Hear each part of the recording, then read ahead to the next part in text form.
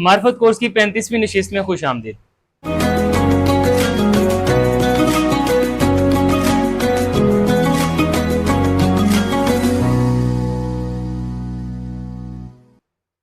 آج ہم اللہ تعالیٰ کا جو ایٹریبیوٹ پڑھنے جا رہے ہیں وہ ہے الغفور۔ الغفور کا جو مادہ ہے، جو روٹ ورڈ ہے، وہ ہے غین فا اور را، غفر۔ اور غفرون کا مطلب پہلے بھی میرا خیال ہے ہم مغفرت کے ماتحت ڈسکس کر چکے ہیں، لیکن پھر بھی سن لیجئے، ایک مرتبہ ریمائنڈ ہو جائے گا۔ اس کا مطلب ہوتا ہے کوئی ایسی شیلڈ جو آپ کو نیگیٹیوٹی سے بچا لے۔ مثال کے طور پر آپ نے سالن پکایا، اس کے اوپر جو آپ نے رومال رکھ دیا نا، وہ پونا جسے ہم کہتے ہیں، وہ رومال اسے باہر کی آلودگی سے، گندگی سے بچاتا ہے، وہ اس کے لیے غفر ہے۔ یہ جو ڈھال ہم ایک ہوتا ہے تیر سے بچنے کے لیے آگے کر لیتے ہیں، یا ایک آپ لوہے کا لباس پہن لیتے ہیں، وہ جو زیرہ ہوتی ہے، اسے بھی ہم مغفرہ ہی کہتے ہیں۔ کیوں؟ یہ ایک نیگیٹیوٹی سے آپ کو بچا رہی ہے، یعنی کہ تیروں سے آپ کو بچا رہی ہے۔ اسی طرح سے آپ کو پہلے مغفرت کا مطلب سمجھنا ہوگا کہ مغفرت کا مطلب ہے کہ اللہ تعالیٰ کی عطا کردہ وہ قوت، اللہ تعالیٰ کی عطا کردہ وہ صلاحیت، وہ اہلیت، جس کی وجہ سے آپ گناہوں سے، آپ کوتاہیوں سے، آپ نیگیٹیوٹی سے بچ جائیں، اس کو کہتے ہیں مغفرت۔ مغفرت کا مطلب پہلے بھی شاید ہم بات کر چکے ہیں، معافی سراسر کر دیا جائے تو ٹھیک نہیں ہے، بلکہ مغفرت کا مطلب ہے مالک کائنات کی طرف سے ایسی صلاحیت کا مل جانا، ایسی اہلیت اور قابلیت کا مل جانا، جس کی بدولت، جس کی وجہ سے آپ گناہوں سے، جہنم میں جانے والی چیزوں سے، یا پھر کوئی بھی نیگیٹو چیز سے، ایون دیٹ غربت سے، بیماری سے، چوٹ لگنے سے، ہر نیگیٹیوٹی سے آپ بچ جائیں، وہ ڈال کو کہتے ہیں مغفرہ۔ اب جو ذات آپ کو مغفرت عطا فرماتی ہے، جو ذات آپ کو یہ قوت دیتی ہے، جو ذات آپ کو اس قابل بنا دیتی ہے کہ آپ نیگیٹیوٹی سے بچ سکیں، خود کو محفوظ رکھ سکیں، اس ذات کو کہتے ہیں الغفور۔ مالک کائنات الغفور ہیں، یعنی کہ وہ آپ کو وہ قوت اور صلاحیت عطا فرماتے ہیں۔ لیکن سوال یہ پیدا ہوتا ہے، مالک کائنات الغفور بن کر کس کو ملے گا؟ کیا سب کو ملے گا؟ بالکل سب کو تو نہیں ملے گا۔ اللہ تعالیٰ کی ہر صفت کسی خاص گروہ کے لیے ہے۔ اللہ تعالیٰ کی ہر صفت کی، اس کے ہر ایٹریبیوٹ کی ایک خاص فریکوینسی ہے، جس کی فریکوینسی اس کے ساتھ میچ کرے گی، وہ والی صفت اسی کو بس فائدہ دے گی۔ آج ہم قرآن الحکیم میں پڑھیں گے، دیکھیں گے کہ مالک کائنات نے اپنے نام الغفور کو کس طرح سے استعمال کیا ہے۔ پھر ہمیں یہ سمجھنے میں مدد ملے گی کہ مالک کائنات مجھے الغفور ہو کر کب ملیں گے، مالک کائنات مجھے کب اس حالت میں ملیں گے کہ میں اللہ کے سامنے جاؤں، یا اللہ پاک مجھ پر ایسا کرم کریں کہ میں گناہوں سے بچ جاؤں، میں ہر نیگیٹیوٹی سے بچ جاؤں، میں ذلت سے بچ جاؤں، میں کمزوری سے بچ جاؤں، میں ہر وہ چیز سے بچ جاؤں جو بری ہے، جو شر ہے۔ آئیے دیکھتے ہیں سورۃ البقرہ آیت نمبر 173۔ اللہ تعالیٰ فرماتے ہیں انما حرم علیکم المیتۃ والدم ولحم الخنزیر، بے شک آپ پر یہ چیزیں حرام کی گئی ہیں، مردار ہو، خون ہو، یا خنزیر کا گوشت ہو، وما اہل بہ لغیر اللہ، یا اللہ کے نام کے سوا جو بھی چیز پکاری جائے۔ فمن اضطر، اب ذرا غور کیجئے گا کہ اللہ تعالیٰ الغفور بن کر کس کو مل رہے ہیں۔ فمن اضطر غیر باغ ولا عاد، ہاں البتہ کوئی اضطرار کی حالت میں آ جائے، کوئی بے چینی کی کیفیت میں آ جائے، لیکن ایک شرط ہے، وہ باغی نہ ہو، ولا عاد، حد سے بڑھنے والا نہ ہو، میری قائم کردہ حدود اس کے لیے حتمی ہوں، لیکن اب وہ اضطرابی کیفیت میں آ گیا، لیکن اس کا مقصد میرے ساتھ بغاوت کرنا نہیں ہے، مجبور ہو گیا بیچارہ، تو کوئی بات نہیں، فلا اسم علیہ، اس پر کوئی گناہ نہیں ہے، کھا لو، مردار کا گوشت کھا لو، سور کا گوشت کھا لو، خون پی لو، شراب پی لو، جو چیز اب حرام سے حرام ہے کھا لو، کوئی بات نہیں ہے۔ اگر آپ اضطرار کی کیفیت میں ہیں، اگر آپ بے چین ہو گئے ہیں، خبردار آپ کا مقصد بغاوت کرنا نہ ہو، آپ حد سے بڑھ جانے والے نہ ہوں، تو اللہ تعالیٰ فرماتے ہیں فلا اسم علیہ، اس شخص پر کوئی بھی گناہ نہیں ہے، ان اللہ غفور الرحیم، اللہ تعالیٰ اس کو غفور اور رحیم بن کر ملے گا۔ مزید دیکھیے سورۃ بقرہ کی آیت نمبر 182 میں اللہ تعالیٰ فرماتے ہیں فمن خاف من موص جنفا، پہلے اس کا تھوڑا سا بیک گراؤنڈ سمجھ لیجئے۔ مالک کائنات فرما رہے ہیں دیکھو مومنوں پر یہ بات میں نے فرض کر دی ہے کہ آپ جب آپ پر موت کا وقت ظاہر ہو جائے تو وصیت کر دیا کریں۔ پہلے یہ فرض تھا، بعد میں اللہ تعالیٰ نے خود وصیت فرما دی کہ اس کا اتنا حصہ ہے، اس کا اتنا حصہ ہے. باہر کیا کنسپٹ سمجھیے. معاملہ کچھ یوں ہے کہ اللہ تعالیٰ نے کہا کہ وصیت کر کے مرنا، کوشش کرنا. جب حالات ایسے ہو گئے ہیں، ایکسیڈنٹ ہو گیا، بیماری ہے، یا ویسے آپ کو لگ رہا ہے عمر ہو گئی، یا کچھ بھی آپ کو آثار نظر آ رہے ہیں، وصیت کر دیجیے. اب وصیت کر کے مر گیا مرنے والا. اس کے بعد فرض کریں میں ہوں جس نے وصیت پڑھنی ہے، میں قاضی ہوں یا جو بھی ہوں، میں وکیل ہوں جس نے وہ وصیت پڑھنی ہے اور اس کے حساب سے اس کی جائیداد کو بانٹنا ہے. فرض کرتے ہیں مرنے والے کے 4 بیٹے ہیں. مجھے لگتا ہے یار اس نے نا اپنے چھوٹے بیٹے سے زیادتی کر دی، اس نے اپنی ساری کی ساری جائیداد اپنے 3 بیٹوں میں تقسیم کر دیا، ایک کو اس نے اگنور ہی کر دیا، یا ساری کی ساری اس نے ایک کو دے دیا، باقی 3 کو اگنور کر دیا. اگر مجھے ایسا لگ رہا ہے اس نے ٹھیک کام نہیں کیا، تو سنیے مالک کائنات کیا فرما رہے ہیں. اللہ تعالیٰ فرماتے ہیں اگر تم وصیت کرنے والے میں کچھ تمہیں خوف ہو کہ اس نے کوئی طرف داری کی ہے کسی کی، تو کوئی بات نہیں. فَأَصْلَحَ بَيْنَهُمْ، تم اصلاح کر دینا، تم ٹھیک کر دینا، جس کا جو حصہ بنتا ہوگا نا اس کو وہ پہنچا دینا. فَلَا إِثْمَ عَلَيْهِ، کوئی گناہ نہیں ہے ایسا کرنے والے پر. اور سنیے ان اللہ غفور الرحیم، بے شک اللہ اسے غفور اور رحیم ہو کر ملے گا. پھر اللہ تعالیٰ فرماتے ہیں سورۃ بقرہ کی آیت نمبر 192 میں، اللہ تعالیٰ فرماتے ہیں اس کا بھی پہلے بیک گراؤنڈ سمجھ لیجئے.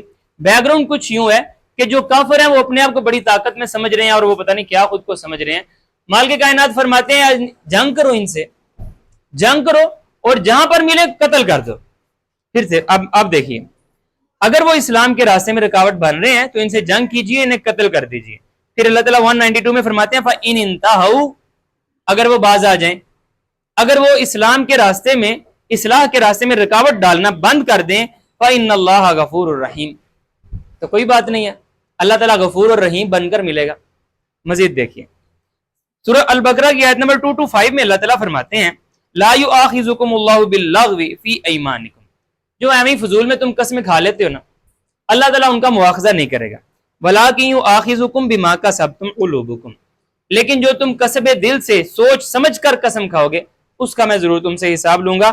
واللہ غفور حلیم، اور جو جان بوجھ کر قسم نہیں کھا رہا، بس ایمی عادت ہے اس کی اللہ دی قسم کہنا، تو کوئی بات نہیں، اللہ تعالیٰ اسے غفور اور حلیم بن کر ملے گا.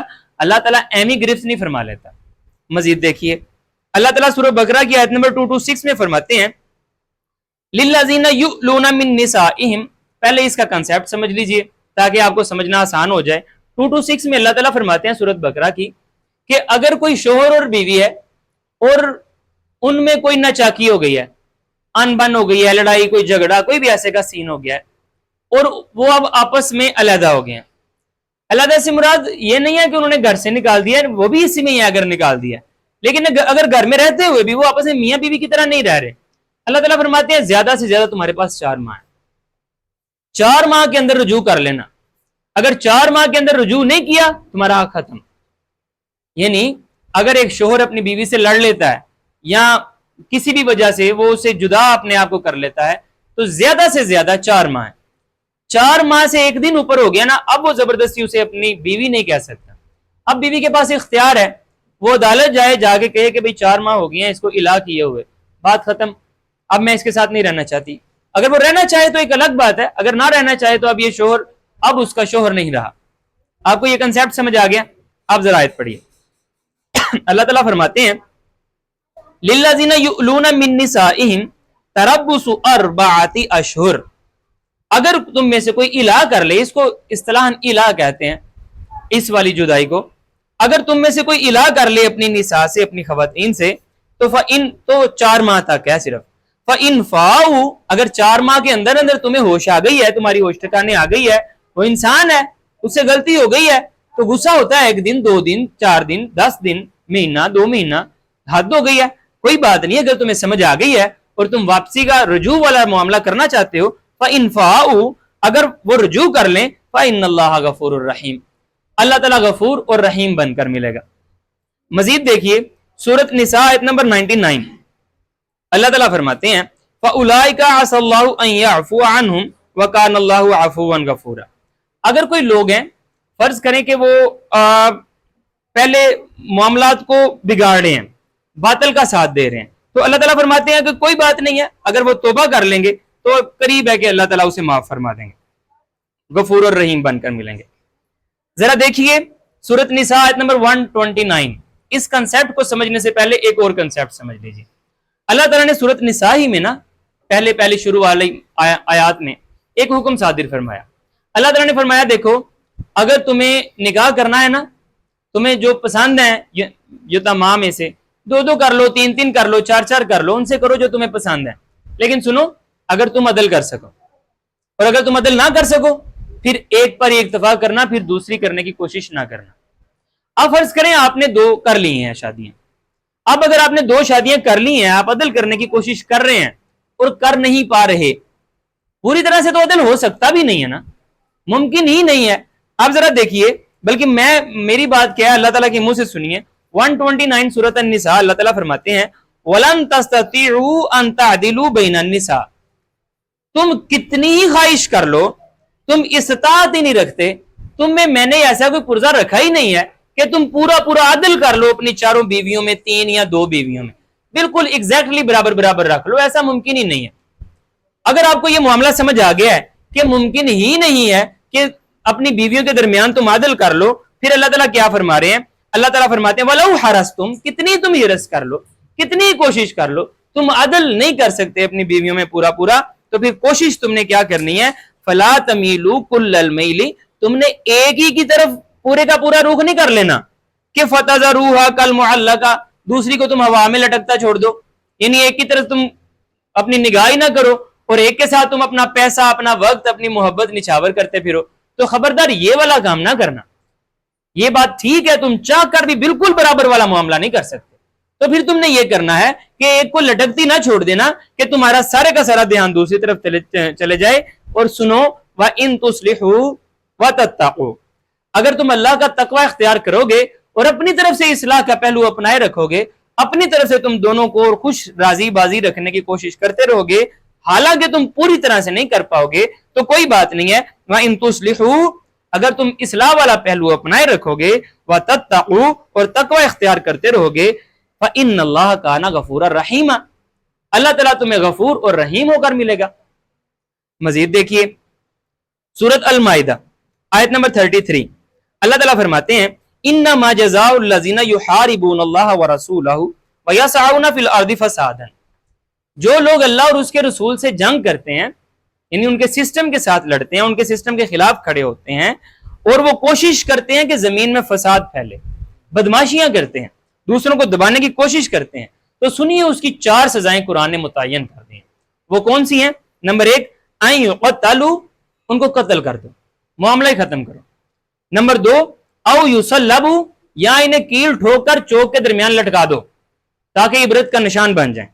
औ तुक़त्तअ अयदीहिम व अर्जुलुहुम मिन खिलाफिन, या मुखालिफ तरफ से उनके हाथ पांव काट दो, दायां हाथ बायां पांव काट दो, या बायां हाथ दायां पांव काट दो, ताकि ये इबरत का निशान बने, लोगों को पता चले कि ये इस्लामी सल्तनत है, यहां पर फसाद नहीं, यहां पर बदमाशियां नहीं चलनी। तो अल्लाह ताला फरमाते हैं औ युनफौ मिनल अर्द, या उन्हें अपनी जमीन से निकाल बाहर करो, मुल्क बदर कर दो। ये 4 सजाएं सुनाने के बाद अल्लाह ताला फरमाते हैं ये मैंने इसलिए कहा है ज़ालिका लहुम खिज़युन फिद दुनिया व लहुम फिल आखिरति अज़ाबुन अज़ीम, ताकि इस दुनिया में भी वो जलील तरीन जिंदगी गुजारें, उन्होंने यही कमाई है, आखिरत में तो मैंने अजाब उनके लिए तैयार कर ही रखा है। इसके साथ ही अल्लाह ताला क्या फरमाते हैं? अल्लाह ताला फरमाते हैं इल्लल्लज़ीना ताबू मिन क़ब्लि अन तक़दिरू अलैहिम, इससे पहले कि तुम उन्हें पकड़ो, अगर वो तौबा कर लें, तुम्हारे पकड़ने से पहले, तुम्हारे काबू पाने से पहले अगर वो तौबा कर लें, तो सुनो फ़अलमू, जान लो, अन्नल्लाह गफूरुर रहीम, अल्लाह ताला गफूर और रहीम है। यानी अभी वो कुव्वत में था, अभी आपने पकड़ा नहीं था, तो अभी तौबा का दरवाजा खुला हुआ था, अगर उसने पहले ही तौबा कर लिया, इस्लाह कर लिया, छोड़ दो, अल्लाह माफ करने वाला है। लेकिन अगर तुमने पकड़ लिया और वो कहता है या अल्लाह मेरी तौबा, अब तो फिरौन की कबूल नहीं हुई, ये छोटा फिरौन क्या कर लेगा? तो लिहाजा फिर नहीं, अगर अल्लाह ताला ने बाकायदा कहा इल्लल्लज़ीना ताबू मिन क़ब्लि अन तक़दिरू अलैहिम, इससे पहले कि आप उनको मुकद्दर, आप उन पर काबू पा लें, इससे पहले अगर वो तौबा कर लें, तो फिर जानो कि अल्लाह गफूर और रहीम है। मजीद सूरत माइदा आयत नंबर 39 अल्लाह ताला फरमाते हैं फमन ताबा मिन बादि ज़ुल्मिही, अगर किसी ने जुल्म किया और उसके बाद उसने तौबा कर ली, वह अस्लहा, और फिर उसने इस्लाह का पहलू अपना लिया, फ़इन्नल्लाह यतूबु अलैहि, अल्लाह ताला तौबा कबूल फरमाएगा उसकी। सुनो, ایسے ہی لوگ ہیں جن کے لیے ان اللہ غفور الرحیم، اللہ تعالیٰ غفور اور رحیم بن کر ملتا ہے۔ سورۃ اعراف آیت نمبر 153، اللہ تعالیٰ فرماتے ہیں والذین عاملوا السیئات، جنہوں نے برائیاں ہی کمائیں، برائیاں ہی کام کیا ہے، اپنی زندگی برباد کر دی، ثم تابوا من بعدها، اس کے بعد پھر انہوں نے توبہ کر لی۔ جب انہوں نے توبہ کر لی وآمنوا، اور ایمان لے آئے، تو سنو ان ربک من بعدها لغفور الرحیم، اگر انہوں نے توبہ کر لی ہے تو پھر اللہ انہیں غفور اور رحیم بن کر ہی ملے گا۔ مزید اور بھی میرے پاس آیات ہیں، لیکن میرا خیال ہے کہ آپ کو کافی حد تک کنسیپٹ سمجھ آ گیا ہوگا۔ تو سنیے، اب تک ہم نے کیا سمجھا؟ اللہ تعالیٰ کس کو غفور بن کر مل رہا ہے؟ اللہ تعالیٰ اس کو غفور بن کر نہیں مل رہا اگر کوئی بندہ گناہ کر رہا ہے اور گناہ کرتا کرتا مر جاتا ہے۔ اللہ تعالیٰ اس کو غفور بن کر اس دنیا میں بھی نہیں ملیں گے، اور قرآن کی جتنی میں نے آیات پڑھی ہیں ان کی روح سے دیکھا جائے تو قیامت والے دن بھی اللہ تعالیٰ انہیں اپنی غفوریت سے محرومی رکھیں گے۔ اللہ تعالیٰ انہیں غفور بن کر نہیں ملیں گے، ان کے لیے کوئی بخشش نہیں ہے، ان کے لیے کوئی نظر انداز کرنے والا معاملہ نہیں ہے، ان کے لیے کوئی معافی نہیں ہے، ان کے لیے جہنم ہی ہے۔ اللہ تعالیٰ اگر غفور اور رحیم ہے تو کن کے لیے ہے؟ ان کے لیے ہے جو دل سے فسادی نہیں ہے، جو دل سے مومن ہیں، گر جاتے ہیں۔ اگر وہ پہلے برے تھے تو توبہ کر رہے ہیں، وہ اصلاح کا پہلو اپنا رہے ہیں۔ یعنی اگر میں سادہ الفاظ میں بات کروں، اللہ تعالیٰ الغفور صرف اور صرف مؤمن بندوں کے ساتھ ہوتا ہے، سب کے ساتھ نہیں ہوتا۔ یعنی وہ کہتے ہیں نا کہ اللہ تعالیٰ کی یہ رحمت، اللہ تعالیٰ کی یہ غفوریت، اللہ تعالیٰ کی یہ رحیمیت گناہ گاروں کے لیے تو ہے، تو صرف گناہ گاروں کے لیے نہیں ہے۔ اللہ تعالیٰ کی غفوریت، اس کی رحیمیت ان گناہ گاروں کے لیے ہے جو توبہ کر لیں، اصلاح کریں اپنی اور معاشرے کی۔ جو لوگ اپنی اصلاح نہیں چاہ رہے، جو توبہ کی طرف آ نہیں رہے، رجوع نہیں کر رہے، ان کے لیے مال کے کائنات الغفور نہیں ہے۔ کیا آپ کو یہ کنسیپٹ سمجھ آیا؟ یعنی اگر آپ چاہتے ہیں کہ اللہ تعالیٰ آپ کو الغفور بن کر ملے، اللہ تعالیٰ آپ کی مغفرت فرمائے، آپ کو اللہ تعالیٰ وہ قوت ودیت کر دے جس کی وجہ سے آپ برائیوں سے لڑ سکیں، تو سنیے، اس کے لیے لازم ہے آپ توبہ کریں، آپ رجوع کریں، آپ مال کے کائنات کی طرف توجہ کریں، آپ اپنی اور اس معاشرے کی اصلاح کی کوشش کریں۔ اب اللہ تعالیٰ آپ کو بہت مضبوطی عطا فرما دیں گے، وہ شیلڈ عطا فرما دیں گے جس کا نام ہے مغفرت۔ آپ ذرا ایک سنیے، آخری آیت ہے، صرف میں نے کافی سکپ کر دی ہے اندر سے کیونکہ کنسیپٹ سیم تھا۔ اب اگر آپ چاہتے ہیں کہ ٹھیک ہے یا اللہ، روڈ میپ کیا ہے، میں چاہتا ہوں کہ آپ مجھے الغفور بن کر ملیں، مجھے سمجھ آ گئی ہے کہ آپ نے بندہ مومن کے ساتھ ملنا ہے، روڈ میپ کیا ہے، میں کس راستے سے ہوتا ہوا چلوں کہ میں آپ کی مغفرت تک پہنچ جاؤں، کہ آپ مجھے غفور اور رحیم بن کر ملیں۔ تو سنیے سورۃ آل عمران آیت نمبر 31، مال کے کائنات فرماتے ہیں قل، آقا نامدار صلی اللہ علیہ وسلم کو ارشاد فرماتے ہوئے اللہ تعالیٰ فرماتے ہیں قل، اے محبوب ان سے کہہ دیجئے، ان کنتم تحبون اللہ، اگر تم واقعی اللہ سے محبت کرتے ہو، فاتبعونی، تو میری اتباع کیا کرو نا۔ یہ روڈ میپ ہے، فاتبعونی، میری اتباع کرو، رسول کریم صلی اللہ علیہ وسلم کی اتباع ہی وہ واحد راستہ ہے۔